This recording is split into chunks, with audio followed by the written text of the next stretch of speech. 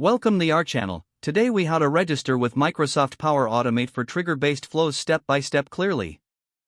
To get started with Microsoft Power Automate, first, navigate to the official Power Automate website.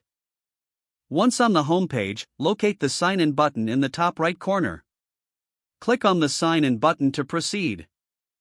If you already have a Microsoft account, enter your email address and click Next. Next, input your password and click Sign In again.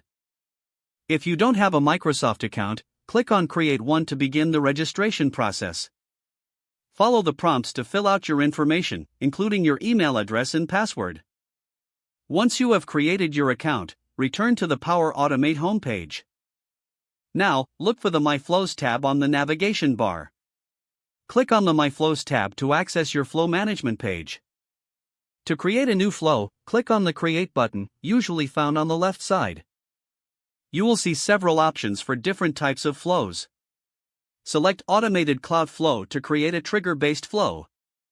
You will need to provide a name for your flow and choose the appropriate trigger. Use the search bar to find triggers relevant to your services or applications. Once you find a suitable trigger, click on it to select. Follow the prompts to configure the trigger according to your needs. After setting up the trigger, click New Step to add actions that will follow the trigger. Search and select the actions you wish to automate.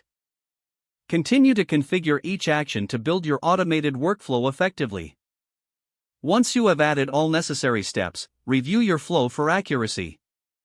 When you are satisfied with your setup, click Save to store your flow. Finally, make sure to test your flow to ensure it is working correctly.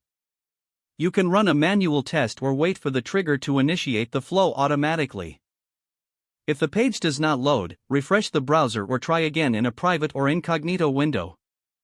Make sure you are using the correct email address, then retype it carefully to avoid small typos. If your password is not accepted, use the Reset option and create a new strong password you can remember. Check your spam folder for verification or security emails, then complete any requested confirmation steps. Enable two-factor authentication if available to improve account security and reduce unauthorized access risk. Don't forget to like this video and subscribe to our channel for more step-by-step tech guides.